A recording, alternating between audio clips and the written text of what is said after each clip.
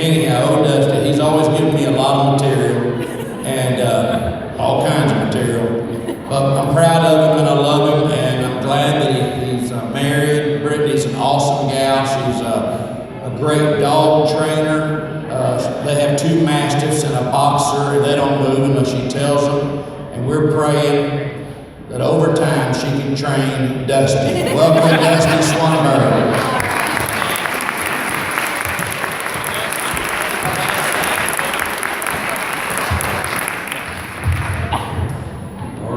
She's doing a pretty good job at training me, of course. It's taken about 30 years for me to finally find somebody who is very patient, very loving, and she's back in Texas.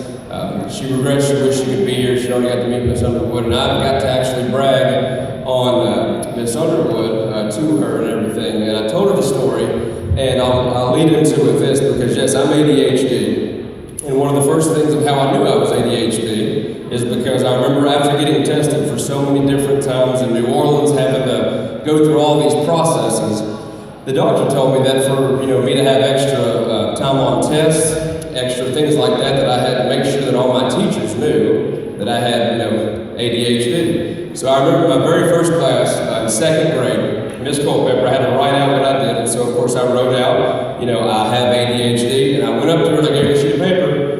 And a couple minutes later, she said, "Dusty, I don't understand what you wrote on the paper." I said, "Well, my doctor told me that I had to, write down what I had so that I could have special time on tests." But I was so ADD, I didn't really understand what the doctor had said, because I actually had written the number 80 and then the 2 letters H and then D. Right after that, I thought it was ADHD.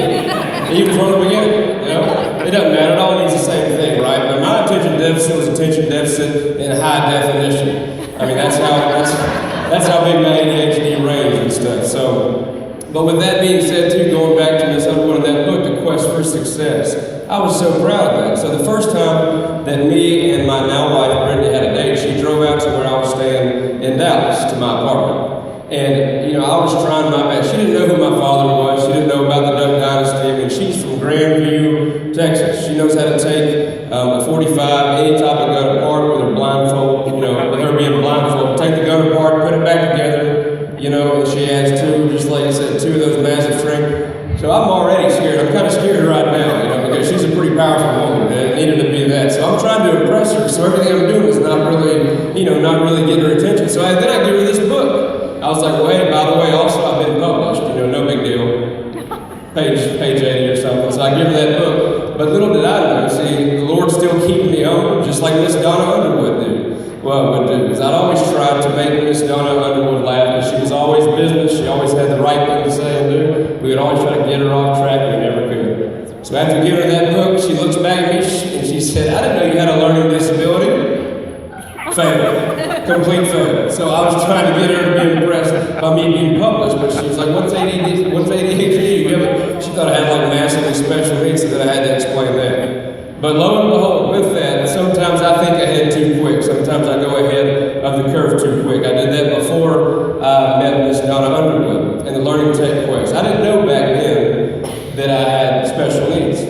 Back then life was just life. I loved to be the center of attention. I loved to have attention on me. Life, just kind of always went. And I never had a form of structure. I had structure by my parents, of course. I knew exactly what to do.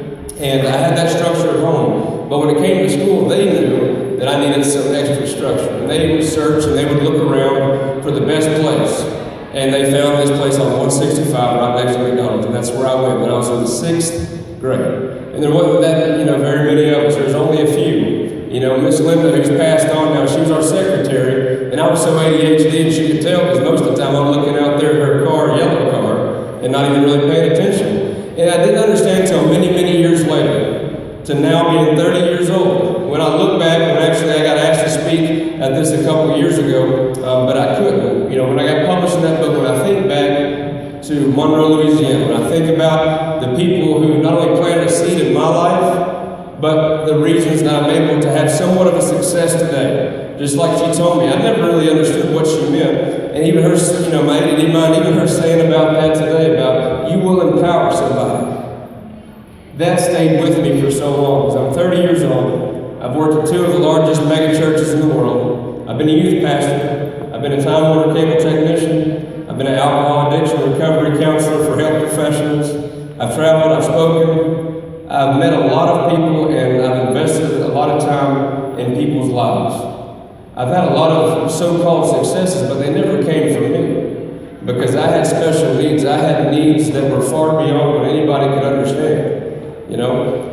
I've been a director of marketing for large companies. I've met lots of great people. I've been able to actually do multiple things at once. I was a homecoming king of high school. I used to lead pep rallies and do all this stuff at my college. You know, I mean, I would do all these things. When I look back on any type of successes I've had, even my failures, after 2 DUIs and being left in jail for 9 days, having to go to rehab for 2 months, back in 2008, having to go into that program of recovery, having to apply stuff like that. How am I going to make it? Am I even going to make it? Having to deal with that? The only reason I'm standing here today, married, sober, and still have that joy somewhere in my life, knowing that I can continue to be a success in this life, and not the success that the world sees, because with success that the world sees, you have to have a need, right? We need law enforcement, or there's a great need for politics, or there's a great need for, McDonald's or a Whataburger or Dairy Queen. There's a great need for something. We need this, right? We got to have somebody to provide for those needs.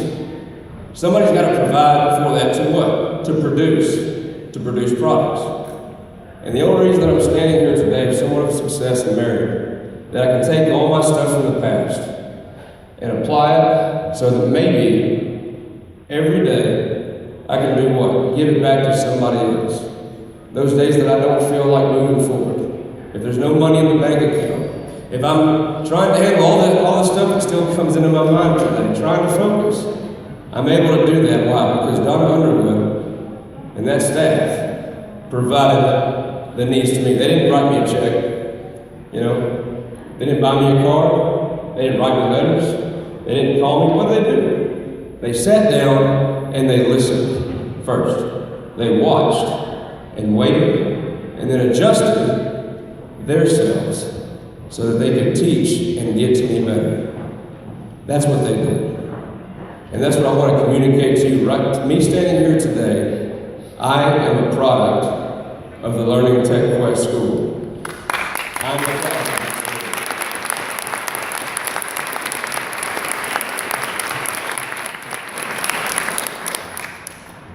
But what they need from you is not, support. What they need from you is you to give money. You'll never know what or how far $1 can go. Prayers can go. Prayer is the most important thing. I want you to always pray for that school. Every time you drive past Forsyth, that gas station in Trios, behind there, miracles are taking place. Miracles are taking place. Because people invested in me. People are continuing to invest in the lives of people who the world would look and just put a mental disorder on and push them aside. Because what do they do? And I'll close with this. Donna Underwood and that staff sit and listen and watch.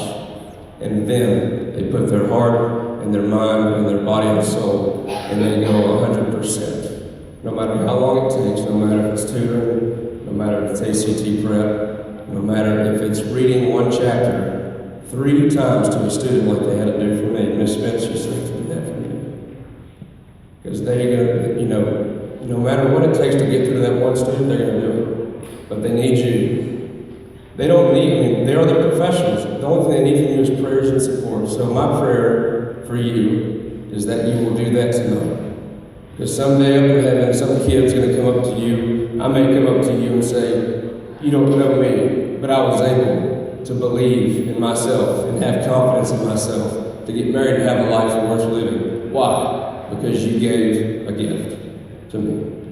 I want to thank each and every one of you for coming tonight, and just know that looking up here at me, any other success I will ever have in this future, it's all because of my loving parents who loved me enough to financially get me to where I needed to be, and for people like Donna Underwood in that school who never stopped believing in me and their doors were always open. So I ask you to give tonight, to pray tonight, and thank you so much for being a part of this wonderful organization. Thank you.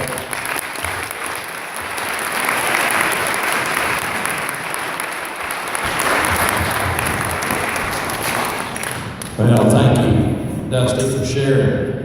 And we do appreciate the school so much. I remember when we would go through all that testing and stuff like that. I remember the very first time Lori and I were sitting down with some counselors, and they were telling us about Dusty. They just sat us down and said, "We're going to tell you about Dusty." So we sat there, and they started sharing all these different things about Dusty. And as they were doing that, I started crying. And the counselor said, "Dr. Swammer, are you okay?" And I said, "Man, you're describing my life." And when they were talking about Dusty, we had a window, and where we could see Dusty in the other room, and he couldn't see us. And I said, "Man, you're describing me." And so for the first time in my life, I realized that maybe I was normal, or I just learned differently. People learn differently. And sometimes in a room of 30 kids, it's hard to teach, 30 kids and focus on that one child or those two kids that learn differently. And it's hard for them. And I remember when Dusty was getting ready to go, wanting to go to college, Mississippi College, and he had to get that ACT. I said, "Come on, son, I made a 16. Bring it, baby, bring it."